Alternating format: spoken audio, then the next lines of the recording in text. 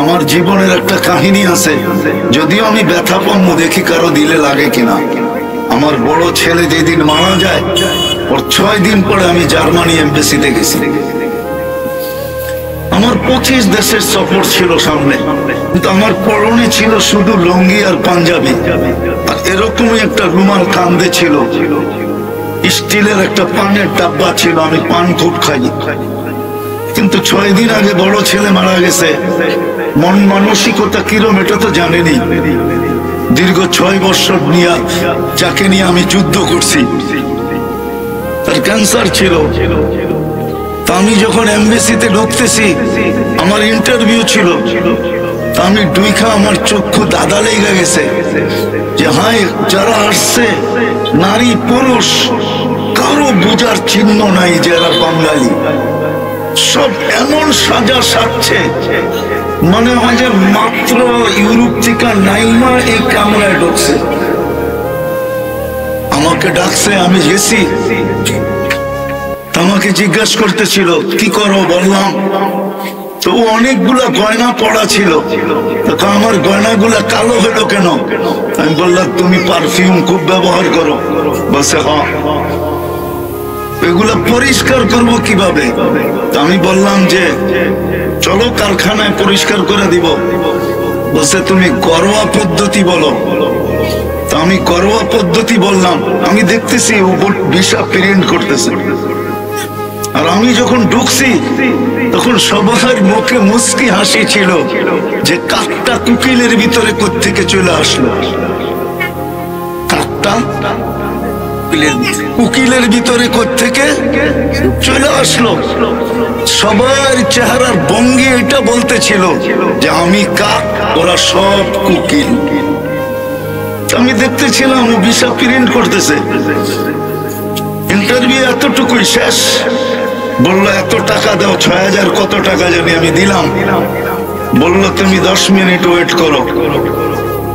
ও ভিতরে গেল, যে আমাকে আবার ডাকলো 2-3 মিনিট, খালি একটা সিগনেচার নিবে। 2-3 পর ডাইকা পড়লো তোমার ভিসা ওকে নিয়ে যাও। তা আমি যখন ভিসা এমনি এমনি দেখতেছিলাম, এমনি না এমনি আমি বুঝাইতেছিলাম তোমরা তো সব কুকিল, আমি তো কাক। দেখো তোমাদের রূপরেখা দেখা তো আমার আগেই দেওয়া দরকার ছিল, কিন্তু আমি নিয়ে গেলাম না। তোমরা এবার বসা বসা মজা দেখো, ভিসা মিলে কি মিলে না। যুবক, তোমাদের পায়ে হাত রাখা। যতই নবীর আদর্শ ছাড়ো না কেন, মুসলমান আজকে নবীর আদর্শ যতই ছাড়ুক না কেন, আর ওদের রঙে যতই রঙিন হোক না কেন, তারপরে যতক্ষণ ঘুমে কাটবে ওটারও হিসাব কিতাব নেই। ভালো যদি না বাসতেন তাহলে এটা কোনোদিন করতেন না, কেননা নিয়ম এটাই, ভালোবাসার পাত্রকে বেশি খাটানো হয় না। ভালোবাসার পাত্রকে আল্লাহ বেশি খাটান না, এই উম্মতকে আল্লাহ বেশি খাটাইতে চান না।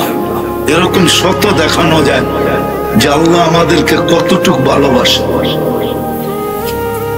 নামাজেরটা দিয়ে দেখায় দিই, কোন উম্মতকে আল্লাহ টাকার দায়িত্ব নেন নাই, কিন্তু আমাদের নবীজির দিদের ব্যথা দেখা আল্লাহ বলছেন নবীজি নিয়ে যান নামাজ।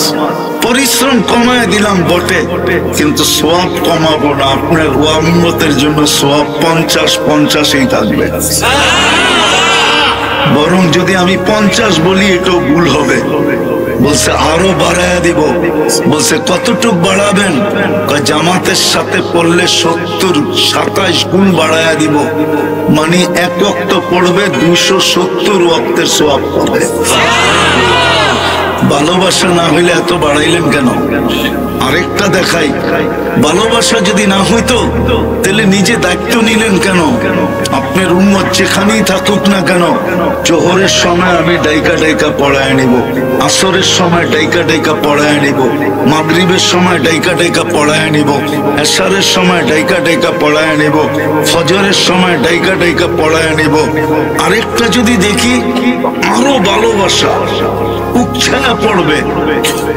মুসাল্লি ইউনাজি রব্বা, আল্লাহ যেন নামাজের জন্য ডাকে না, আল্লাহ যেন বলতে চায়, সারা রাত্র ঘুমাইলি, সকাল হয়ে গেল, তোর সাথে তো আমার কথা হইল না, একটু উঠা আয় না, ফজরের সময় দুইজনে একটু কথা বলি না। আবার জোহরের সময় বলে, সেই ফজরের সময় কথা হইল, এখন তো দুপুর হয়ে গেল, চল না দুইজনে মিললে একটু কথা বলি না। আবার যখন বিকাল হয়, সেই দুপুরে না কথা হইল, এখন তো বিকাল হয়ে গেল, চল না দুইজনে মিললে একটু কথা বলি না। আবার যখন মাগরিব হয়, সেই বিকালে কথা হয়েছে, এখন তো রাত্র হয়ে গেল, চল না দুইজনে মিললে একটু কথা বলি না। বলবেন এসা? আল্লাহ তো এসারটা এইভাবে বোঝায় যে একটু পরে তুই ঘুমায় যাবি, সকালে উঠবি কি উঠবি না তুই জানিস না, চল না শেষমেশ দুইজনে একটু কথা কয়ে ঘুমাই না। এই জন্য মনে হয় এসারের সময়টা কতটুক ভালোবাসা হলে এরকম হতে পারে। আজকে ওই উম্মত নির্যাতিত কেন? কেন ওই উম্মত পেরেশান? মুসলমানের মতো তো পাগলের মতো কেউ ছুটাছুটি করে না। দেখবেন ছুটাছুটি আমাদের কাছেই তো 10 লাখ আছে, সব তো মুসলমানই, ঠিক না? কি রোহিঙ্গা মুসলমান না? না মুসলমান না, 10 লাখ তো আমাদের কাছেই ছুটে আসছে, ঠিক না? বাকি দুনিয়া দেখেন না, 12 লাখ আমাদের কাছেই তো ছুটে আসছে, ঠিক না? এত ছুটাছুটি কেন, এত পেরেশান কেন? শুধু কারণ একটাই, আর কিচ্ছু না। আজকে আমরা উম্মত হইয়া নবীজির ইজ্জত রাখি, লাজ রাখি না। নবীজির ইজ্জত যদি রাখতাম, তাহলে এই সমাজের যুবক কোনদিন নেট দেখা চুল কাটত না।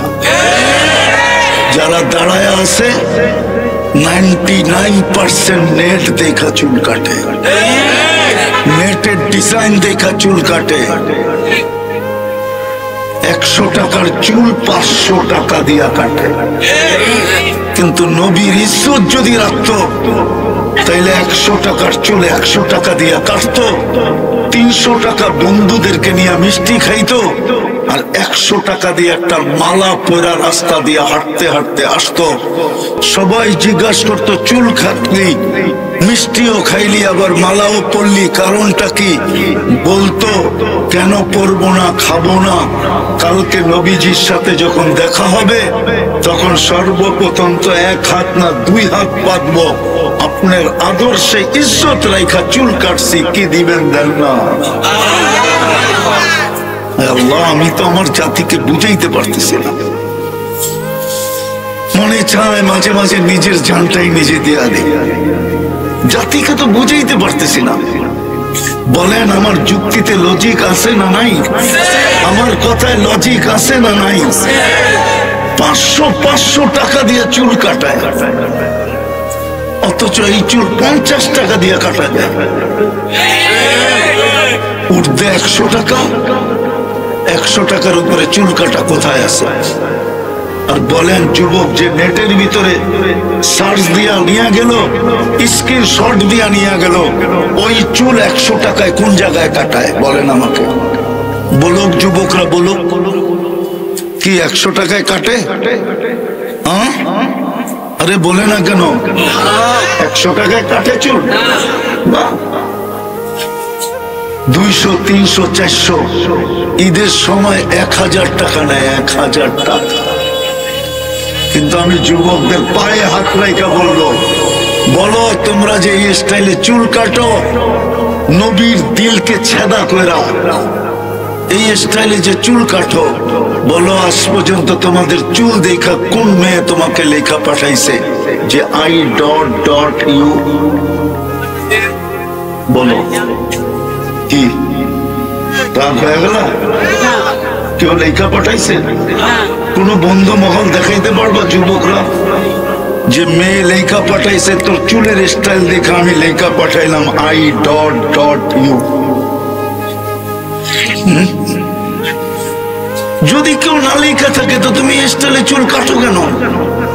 তোমাকে যদি কেউ I.U লেখা থাকে, তাইলে তোমার যৌবন দেখা লেখছে, চুল দেখা না। তোমার চুল দেখা না, বরং অনেকজনে কইছেও, অনেকজনে বলতেও পারে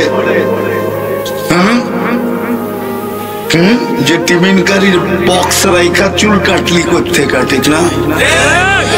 কিছু চুল তো এরকমও দেখা যায়, মনে হয় পাটি একটা রাইখা দুই তিন চতুর্দিক দিয়ে কাইটা ছেড়া দিছে। রাগ হলো না, তোমাদের পায়ে হাত রাখি। আজকে আমরা নির্যাতিত শুধু নবীর মুহাম্মদুর রাসূলুল্লাহ সাল্লাল্লাহু আলাইহি সাল্লামের সাথে আমরা মুখলেস না, নিবেদিত না, আমরা ওনার ইজ্জত রাখি না, আদর্শকে উড়াইয়া দিছি, বিজাতির আদর্শে আদর্শবান হয়েছি। এই কথা ভাবতে ভাবতে যে মনে হয় ওদের আদর্শে আদর্শবান হইলে আমাদেরকে বাড়িতে আইসা টোকায় টোকায় বিষা দিয়া দিয়া নিয়ে যাইবে।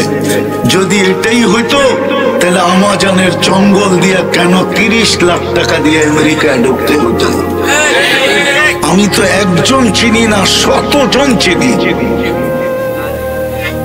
100 জনের উপরে চিনি আমেরিকাতে, যারা 30 লাখ দিয়ে আমাজনের জঙ্গল দিয়া ঢুকছে, জঙ্গল দিয়া। এখনো তো একা বৈশা মাঝে মাঝে ভাবলে আমার ভিতর থেকে চোখের থেকে পানি আসে, পানি। 2019-এর কাহিনী বহুতবার বলছি আমি।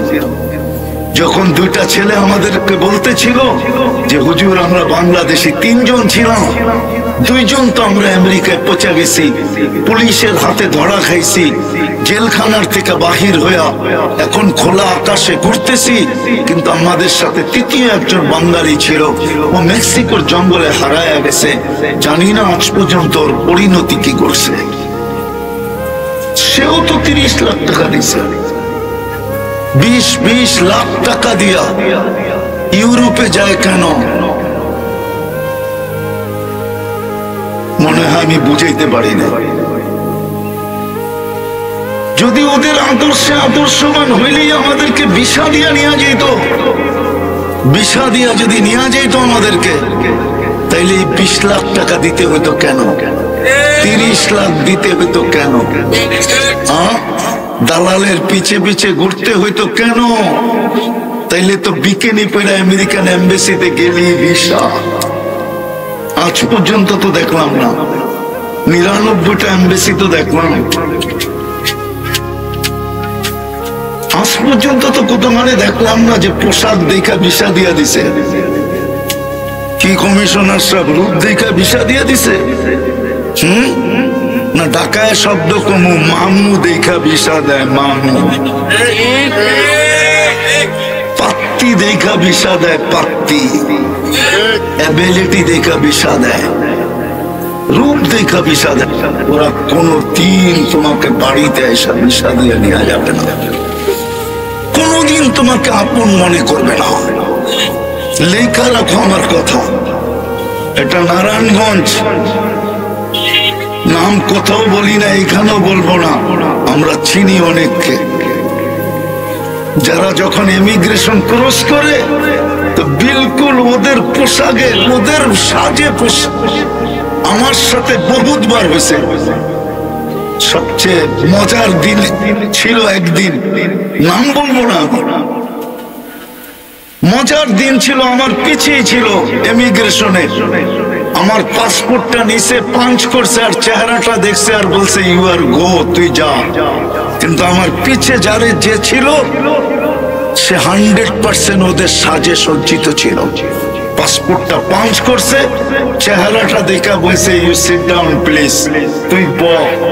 6 ঘন্টা বয়ে রাখছে, 6 ঘন্টা।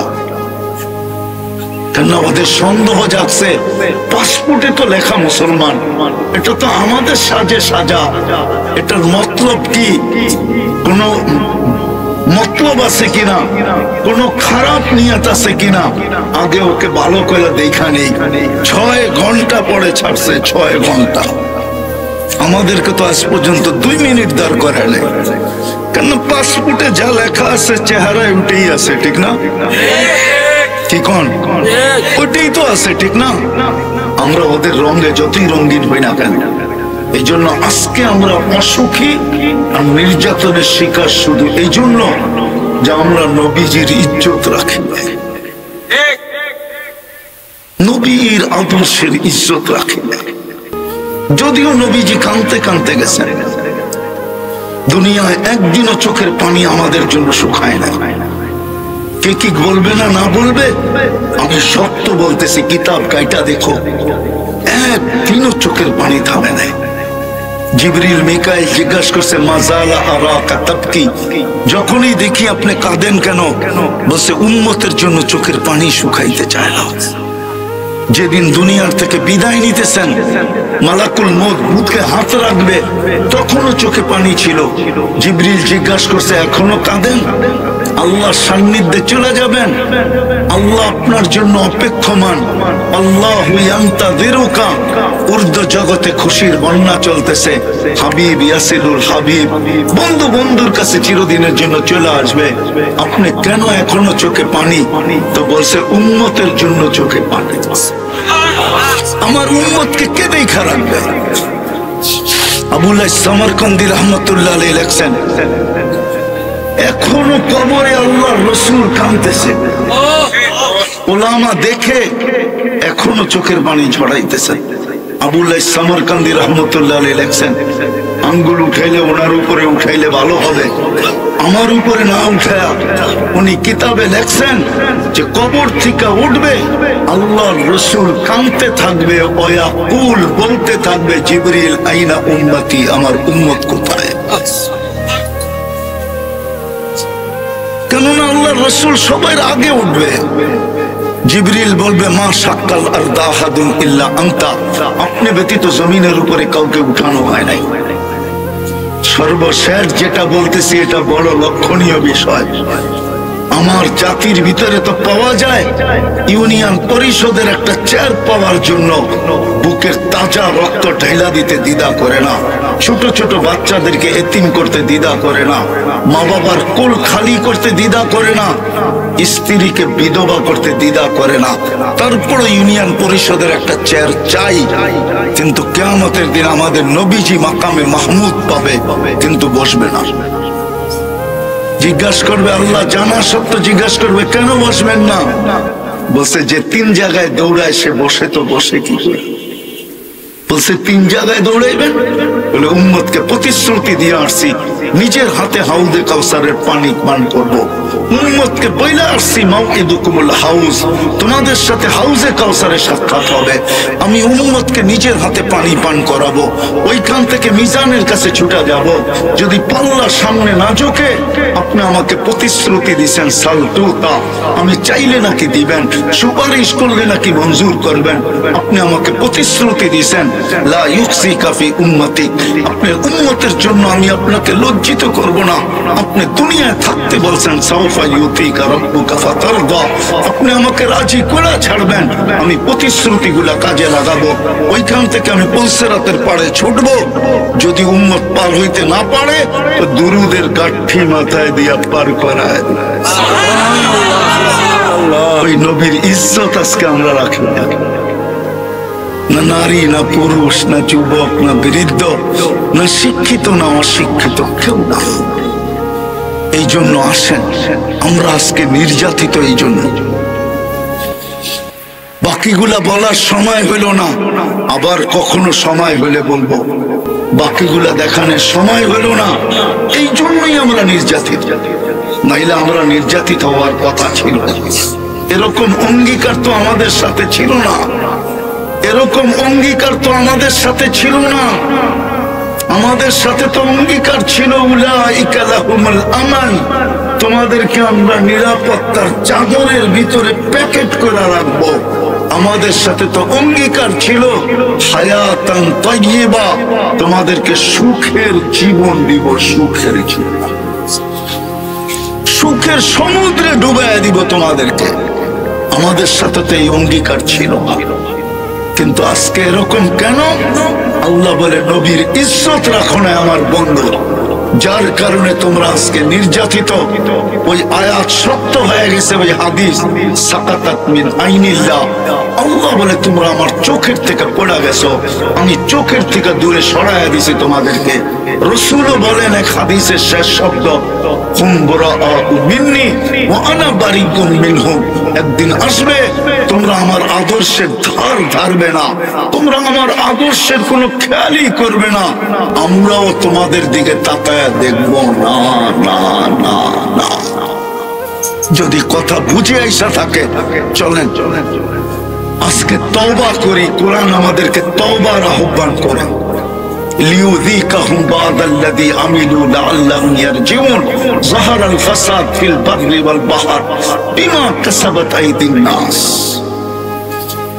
ফিলিস্তিনি ওয়ালাদের দোষে ফিলিস্তিন আজকে জ্বলতেছে না, সারা দুনিয়ার মুসলমানের দোষে ফিলিস্তিন জ্বলতেছে।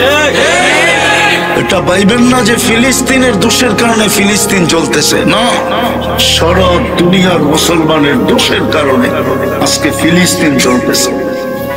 আপনি তো ফিলিস্তিন মিডিয়ায় দেখছেন, আমি তো এই দুই চোখ দিয়ে দেখছি। আপনার অনুভূতি আমার অনুভূতি এক হবে না। আমি তো 15 বছর আগে দেখে আসছি, আমি তো ওই সাইনবোর্ডও দেখে আসছি, যে সাইনবোর্ডে লেখা আছে ইস্তাকবিলু রাসূলাল আমান, নিরাপত্তার দূতকে স্বাগত জানাও, অর্থাৎ দাজ্জালকে। ওরা তো দাজ্জাল বলে না, ওরা মসিহা বলে, নিরাপত্তার দূত বলে। মিডিয়ায় তো চলে আসছে বাইতুল মুকাদ্দাস ভাঙ্গা যে মন্দির দাজ্জালের জন্য বানাবে, ওটা নকশা ডিজাইন মিডিয়ায় চলে আসছে, ইন্টারনেটে আছে, সার্চ দিলে পাবেন। ওরা জ্বলতেছে আমাদের কারণে, সারা দুনিয়ার মুসলমানের কারণে। আজকে মুসলমান আল্লাহ রসুলের আদর্শ ছেড়া দিছে। এই জন্য আল্লাহ আহ্বান করতেছে তওবা করো, ফিরো আমার দিকে, ফাফিরু ইলাল্লাহ লিউযীকাহুম বা'দাল্লাযী আমিলু লাআল্লাহুম ইয়ারজিউন। হাদিস এটাই চিৎকার দেয়, যদিও বলছেন লা আকনুতু মির রাহমাতি আহলু মাসিয়াতি লা আকনুতুহুম মির রাহমাতি। কোন উম্মতকে বলছেন কি বলেন না আমি জানি না, কিন্তু এই উম্মতকে আল্লাহ বলছে তোমাদেরকে আমি রহমত থেকে বঞ্চিত করব না, যতক্ষণ পর্যন্ত রূহ কণ্ঠনালীকে অতিক্রম না করে। ওয়াইন তাবু ফানা হাবিবুহুম, তওবা করতে দেরি আমি তোমাদেরকে বুকে নিতে দেরি করব না, বন্ধু বানাইতে দেরি করব না। তারপরে দেখি তোমাদের উপরে আঙ্গুল উঠায় তো উঠায় কে? আজকে আল্লাহ প্রিয় না আমরা, এই জন্য আসেন তওবা করবেন। কে কে করতে রাজি আছি দেখি, তাহলে বলেন আল্লাহকে। আল্লাহ এখন প্রথম আকাশে, যে আল্লাহ অতীত থেকে তওবা করলাম, আর কোনদিন নবীর আদর্শের বিরুদ্ধে চলবো না। আপনি আমাদের তওবাকে কবুল করেন। নামান নামান সবচেয়ে বড় আদর্শ, আজকের থেকে কোন 5 ওয়াক্ত নামাজ সবচেয়ে বড় আদর্শ। নাইলে চিৎকার দিতেন না আসসালাহ আসসালাহ ওমা মালাকাত আইমানুকুম। শেষ চিৎকার 2 শব্দ, 2 ওয়ার্ড, 2টা শব্দ ছিল, নামাজ নামাজ। অধীনস্থ মানুষের সাথে ভালো ব্যবহার করা। এই জন্য আজকের থেকে নামাজ কখনো ছাড়বো না। আল্লাহ কবুল করো। প্রেক্ষাপটের উপরে 2টা কথা বলতেছি। ফিলিস্তিনের জন্য আমাদের দিল কাঁদে, এতে কোনো সন্দেহ নাই। প্রতি রাত্রে, গত রাত্রেও পড়ায় 200-র উপরে লোক মারা গেছে, 21,000 ছাড়ায় গেছে। 3 মাসের কাছাকাছি হইতে চলছে। আমরা প্রতিবাদ করতেছি, আমাদের রাষ্ট্রীয়ভাবে প্রতিবাদ হয়েছে, কিন্তু এতটুকু আমাদের জন্য যথেষ্ট না। আরো 2-1টা কাজ করণীয় আমাদের ছিল। আমাদের উচিত ছিল, বিশেষ করে আমি তোলাবাদের পায়ে হাত রেখা বলবো, তোমাদের পায়ের নিচে ফেরেশতারা নিজের পরের গালিচা বিছায়, পরের গালিচা। দুনিয়ায় লাল গালিচা তো বিছানো হয়, কিন্তু এটা মানুষের বানানো, কোন ফ্যাক্টরির তৈরি।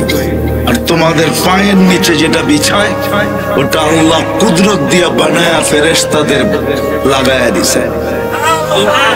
তোমাদের পায়ে হাত দিয়া বলবো, তোমরা আজকের থেকে, উচিত ছিল প্রথম দিন থেকে, যেদিন থেকে যুদ্ধ শুরু ওই দিন থেকে উচিত ছিল ডেলি 2 রাকাত সালাতুল হাজাত ওদের জন্য পড়া।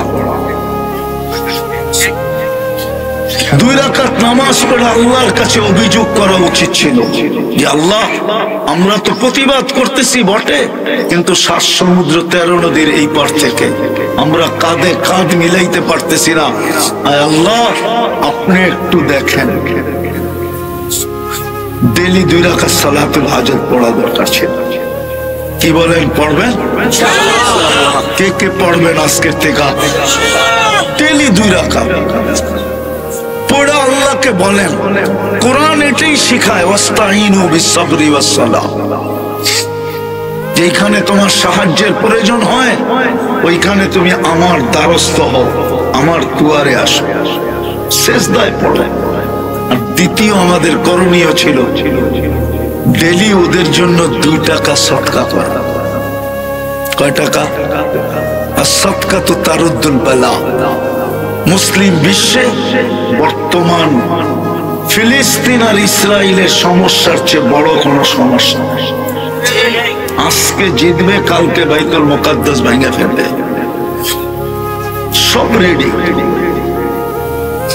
মুসলমানদের প্রথম কেবলা, যদিও আল্লাহর ঘর ওটা দ্বিতীয়, প্রথমটা মক্কা, কিন্তু কেবলা প্রথম ছিল বাইতুল মুকাদ্দাস, যেখানে আমাদের নবীজির জন্য 1.25 লক্ষ নবীকে সম্মিলন করা হয়েছে।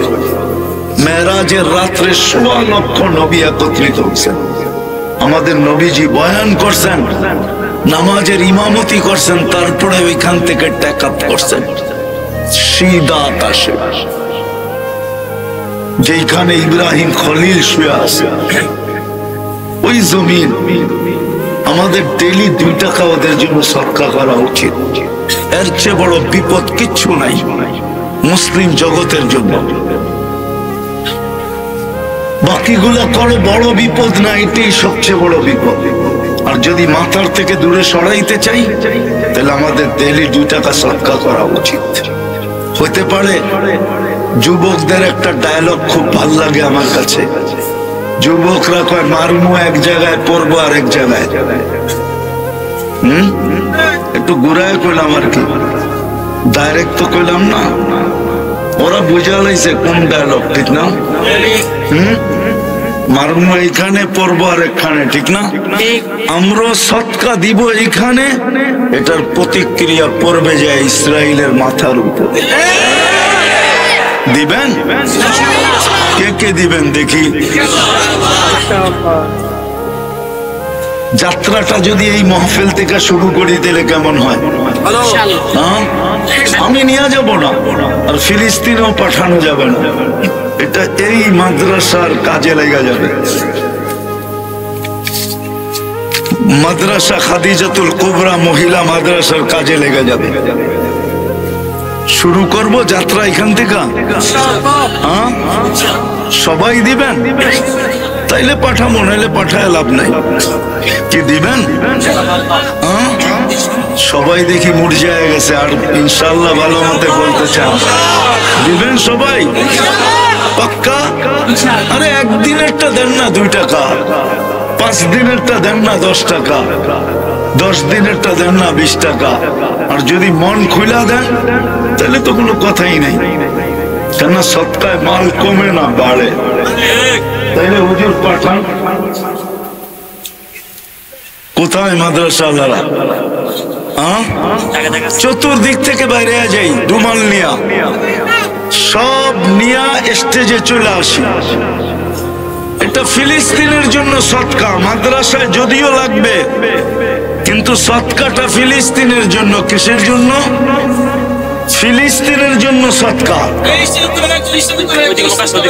ফিলিস্তিনের জন্য। কেউ খালি না যাই।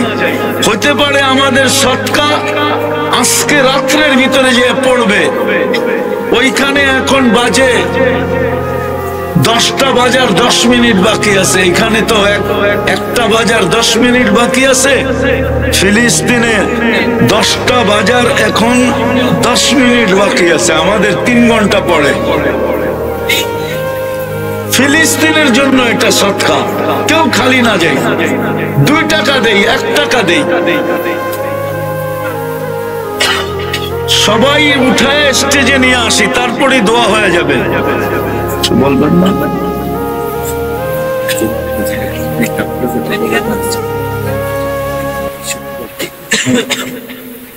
ইউটিউবে দুইটা সব তার ইউটিউবে কেটে দিছে, আর এটা পাখিটার আসেন পরে আবার এক সময় বলবো, একটু কইলা দেন, পড়লে মজা লাগে।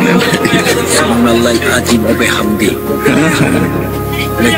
কয়েক বয়ান এটা বলে যে শুক্রবার দিনটা বেশি বেশি পড়তে।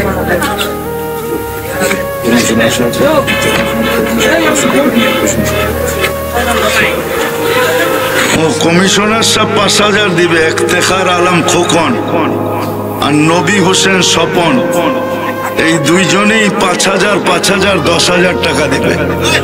মাশাআল্লাহ মাশাআল্লাহ।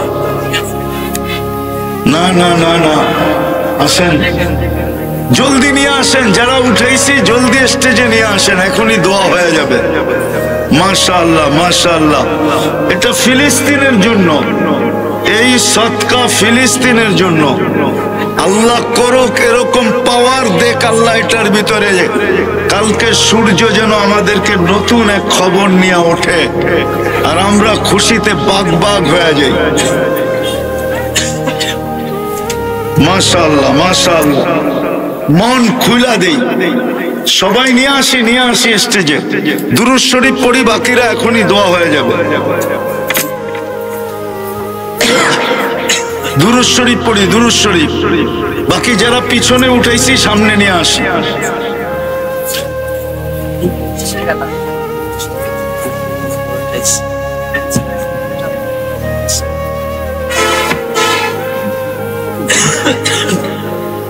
মাশাআল্লাহ মাশাআল্লাহ। ফিলিস্তিনের জন্য এটা, এই সদকা ফিলিস্তিনের জন্য। কিন্তু আজকে একদিনই না, ডেলি আমরা করতে থাকবো সদকা, যতদিন পর্যন্ত আমরা রেজাল্ট না পাই। অবশ্য আল্লাহ কোনো না কোনো ফল আমাদেরকে অবশ্যই দেখাবে। আল্লাহর রসুলের কথা, আর এটা বিফলে যাবে কোনো দিন হতে পারে না। বাকি কেউ রয়ে গেছে রুমাল? আসতেছে। اللهم صل وسلم وبارك على حبيبك محمد كما أنت تحب وترضى اللهم لك الحمد كما ينبغي لجلال وجهك وعظيم سلطانك। আল্লাহ বলার পর্ব ছিল শেষ, শোনার পর্ব ছিল শেষ, এখন ভিক্ষার পর্ব।